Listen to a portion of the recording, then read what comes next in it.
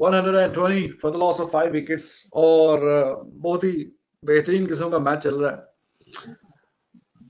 2 out थे जब हम थे और अश्विन ने ऊपर नीचे 2 आउट किए थे। 18 पे मेरे ख्याल में 2 थे, तो उसके बाद मजीद 3 विकेटें आई हैं और खैर रन भी 102 का इजाफा हुआ है। क्रॉली बहुत अच्छी इनिंग खेल गया भाई इस पिच पे जहाँ पे दूसरे काफी स्ट्रगल कर रहे हैं, तो क्रॉली बहुत ही बेहतरीन और शानदार इनिंग खेल गया।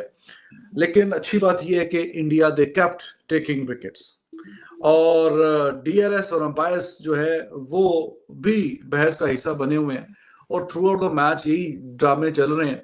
कभी क्या फैसला करते हैं, कभी क्या। तो अब इंडिया ने अभी पहले तो अब बेन स्टोक्स आउट हो गया, बोल्ड हो गया, बैट पे लग के अंदर चली गई है, लेकिन अंपायर कॉल पे बचत भी हुई है उसकी।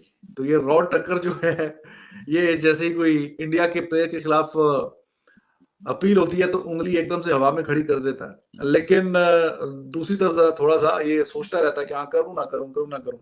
खैर एक और वो इंग्लैंड का जो मीडिया है वो अब जरा शोर मचा रहा है कि रूट का जो आउट हुआ जी, कि अभी वो ऑफ स्टंप पे दिख रहा था और वो जो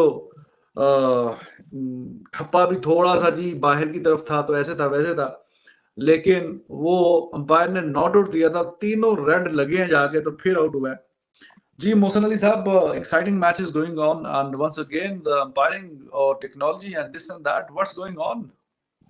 बिस्मिल्लाहिर्रहमानिर्रहीम, अस्सलाम वालेकुम, गुड आफ्टरनून, सत श्री अकाल, नमस्कार। लाइव शो में मैच की दूसरी इनिंग मतलब इंग्लैंड की शुरू होने से पहले आपसे कहा था टी तक 4 विकेटें गिर जाए 80 एक स्कोर हो, तो चले 120 स्कोर है, लेकिन 5 विकेटें गिर गई हैं। दोस्त बार बार पूछ रहे थे अब रिजवान साहब ये गिट्ठे तो बांधनी नहीं होती ना, किसी को फुटू लगाना होता है, इसमें तो देखना होता है और अपने आप को उनके।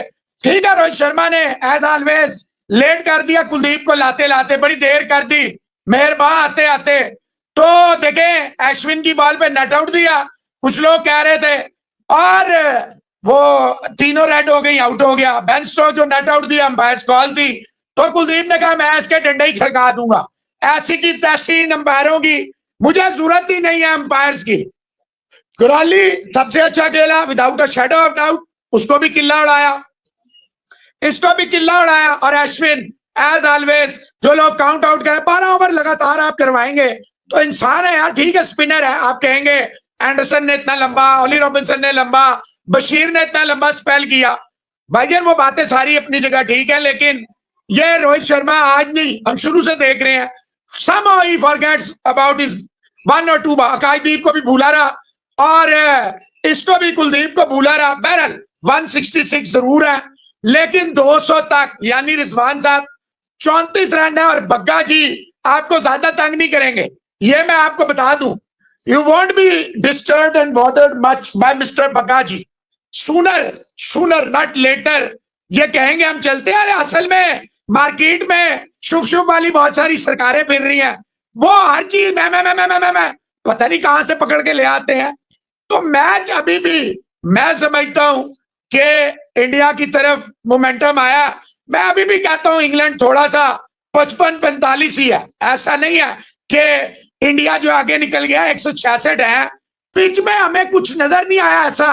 1 ऑड वो तो पहले दिन से हम देख रहे हैं, 1 ऑड, आज तीसरा दिन है, थोड़ी समझदारी की जरूरत है। रिमूव दैम, ये एग्जैक्ट वही सिचुएशन है। 112 पे 5 आउट वो और बात थी, रूट रहता था। अब 120 पे 5 आउट रूट नहीं है, फोक्स आया और बेन स्टोक्स है, सॉरी बेयरस्टो है, तो थोड़ा हौसला करें, कोई मसला नहीं है रिजवान। अगले 34 रन में इन्हें लपेटे और लपेट सकते हैं। देखिए forward shot leg silly point ये लगाए, खुदा के बंदे 2-4 चौके आने दे, कोई मसला नहीं है, चल के खेले, ऐसी की तैसी है। उधर मुल्तान और ग्लैडिएटर का शुरू है, तो ग्लैडिएटर ने टॉस जीत के बॉलिंग कर रहे हैं। माइकल वॉन ने भी ऑल ऑफ अ सडन जी ट्वीट किया कि ये देखें जी सबसे बड़ी हमारी विकेट है, ये बड़ी टेक्नोलॉजी ने गड़बड़ कर दी है, दिस एंड दैट। तो ये चल ही रहा है इस मैच में, अंपायरिंग भी माशाल्लाह से सुभान अल्लाह, तो ऊपर से और भी मसाइल। लेकिन तीनों रेड थे रॉबिन्सन के पिछली इनिंग में, तो वो अब रिव्यू नहीं थे, अंपायर ने आउट नहीं दिया। तो ये भी सारी बातें हैं ना, अगर अंपायर की अगर आप बात कर रहे हैं तो इस मैच में 80-90% जो है वो इंडिया के अगेंस्ट ही काम चला है। तो खैर इस पे बहस करेंगे थोड़ी अभी कि क्या ये सिलसिला चल रहा है। ओवरऑल मैच की जो सूरत है, आपसे कहा था 2 सेशन इंग्लैंड खेल जाएगा तो 200 रन तो वो करेगा ही। तो अब तो खैर 5 आउट हो गए। अब लेट्स सी कि अगले सेशन में कब तक टिकते हैं। और ओवरऑल 166 रन की लीड हो गई है, 166 पे 5।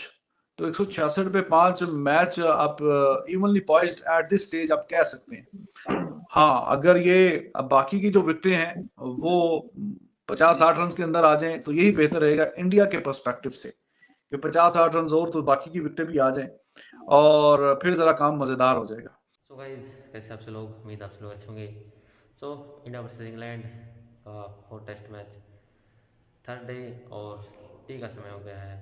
120 पर 5 विकेटें इंग्लैंड की गिर गई हैं और कमाल की गेंदबाजी की है। ये सेशन इंडिया के नाम जाएगा। अच्छी गेंदबाजी, कुलदीप यादव ने 2 विकेटें ली और रविचंद्रन अश्विन ने 3 विकेटें ली और 167 रन की लीड तो है, लेकिन इस समय इंग्लैंड मुश्किल में है और इंडिया जो है वो थोड़ी अच्छी पोजीशन में आ गई है। तो पाकिस्तान की मीडिया का इसके ऊपर क्या रिएक्शन है, चलिए देखते हैं। जी, आप किंग हैं प्रेडिक्शन के, 5 कहा था और 5 ही आ गई हैं। तो भाईजान ये उसकी मेहरबानी है। बिल्कुल जी, मेजोरिटी ऑफ द टाइम जैसा बोला जा रहा है वैसा ही हो रहा है। होता किसी की सही बात। ओ भाई, मैंने कहा था 80 तक 4 विकेटें आ जाए तो ये टी तक आएंगी, 5 आ गई, 120 हो गया। 2 डिसीजन भी आपके खिलाफ गए, वो आप नहीं देख रहे। आपको कोई प्रॉब्लम है मेरा ख्याल है, पता नहीं किसको देखते हैं, फ्रस्ट्रेट होते हैं और आगे मैंने 200 तक कहा है, अभी भी रंजे रहती हैं 34। 200 तक मैं ये प्रिडिक्शन नहीं दी, मैं कहा मेरी लाइकिंग है 200 तक रोक ले।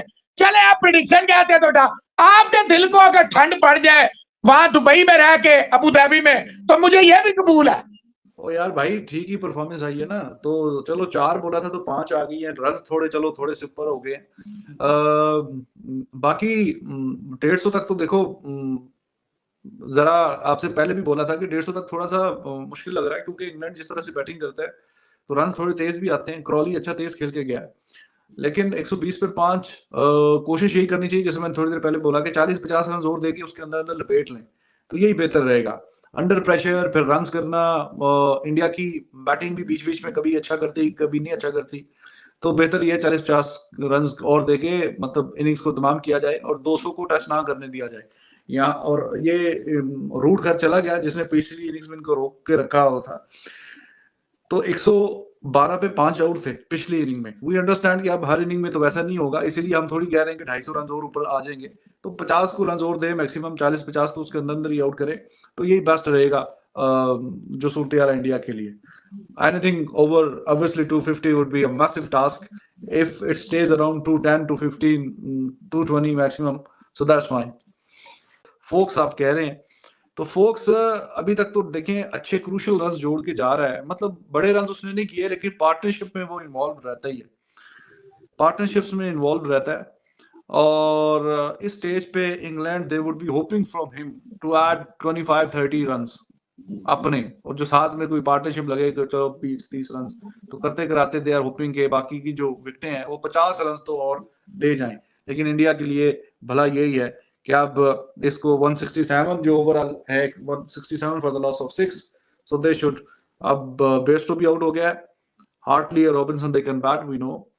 चले जी, हारिस राउफ डिसलोकेटेड शोल्डर से पीएसएल से ही बाहर हो गया। कल कैच भी पकड़ा बेचारे ने, बॉलिंग भी अच्छी की है और द टीम ही हार गई है तो टूर्नामेंट से भी बाहर हो गया, सेंट्रल कॉन्ट्रैक्ट भी निकल गया। ये भाई इसके कोई ना कोई सदका सदका दे, ये इसके कोई सितारे बड़े गर्दिश में। बॉलिंग अच्छी कर रहा था तो प्रोग्राम ही बढ़ गया। कल अच्छी बॉलिंग की है। तो गाइज, जैसे कि आपने देखा पाकिस्तान की मीडिया रिएक्शन, 120 रन और 5 विकेटें गंवा दी हैं।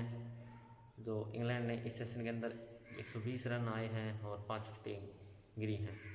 तो इंग्लैंड इस समय कह सकते हैं कि थोड़ी मुश्किल में है क्योंकि सिर्फ 167 रन की जो है लीड है, तो ये कुछ ज़्यादा नहीं है। अगर यहाँ से 2-3 विकेटें अगर जल्दी मिल जाती है अगले सेशन के अंदर तो और मुश्किल में जाएगी। अगर इंडिया ने 200, 200, 250 तक रोक ले तो थोड़ा आसानी हो सकती है इंडिया के लिए, वरना अगर 250 से ऊपर टारगेट चला जाता है यहाँ से तो थोड़ा सा कंसर्न वाली बात हो सकती है। तो इंडिया ने इस सेशन के अंदर जो है बॉलिंग काफ़ी अच्छी की है और नई गेंद के साथ स्पिनर्स को लगाया रोहित शर्मा ने, और अच्छी कप्तानी की है रोहित शर्मा ने भी, और उसका जो है फ़ायदा भी हुआ। रविचंद्रन अश्विन ने विकेटें ली और 3 विकेट लिए उन्होंने, हालांकि जडेजा ज़्यादा कुछ कर नहीं सके। और उसके बाद कुलदीप यादव थोड़ा लेट आए अटैक में, लेकिन उन्होंने भी आते ही जो है विकेटें चटकाई।